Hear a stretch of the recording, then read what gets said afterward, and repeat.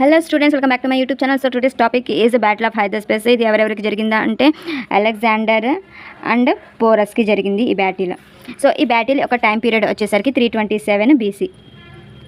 And next అసలు ఈ battle జరగాలంటే అలెగ్జాండర్ పోరస్ దగ్గరికి చేరుకోవాలి కదా. సో తను ఎలా వచ్చాడు? ఫస్ట్ ఇండియాకి వచ్చేసారు, కానీ కంప్లీట్గా ఇక్కడి వరకు చేరుకోవడానికి త్రూ ఖైబర్ పాస్ ద్వారా చేరుకున్నారు. ఈ రూట్ ద్వారా తను ఇండియా లోపలికి వచ్చారు. నెక్స్ట్ ఇండస్ రివర్ వరకు ఎలా వచ్చారు అంటే with the help of boats సహాయంతో తను ఇండస్ రివర్ వరకు చేరుకున్నారు. వచ్చిన తర్వాత తను వస్తున్నారని తెలిసి అంబి అనే కింగ్ తనకి వామ్లీ వెల్కమ్ చేశారు, అంటే ఘన స్వాగతం పలికారు.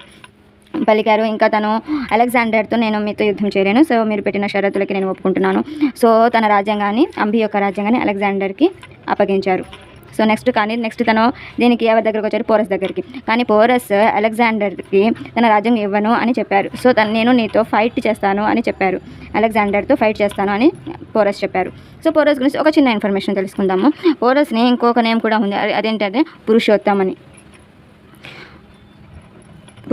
కూడా పిలుస్తారు.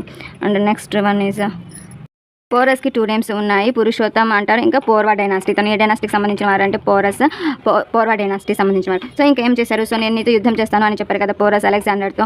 సో ఆ యుద్ధం పేరే బ్యాటిల్ ఆఫ్ హైదరాబాద్. ఆ యుద్ధంలో ఏం జరిగిందంటే అలెగ్జాండర్కి పోరస్కి యుద్ధం జరిగినప్పుడు అలెగ్జాండరే విన్ అయ్యారు, పోరస్ పాపం ఓడిపోయారు. సో ఓడిపోయినప్పుడు కానీ అలెగ్జాండర్ పోరస్ యొక్క ధైర్య సాహసాలని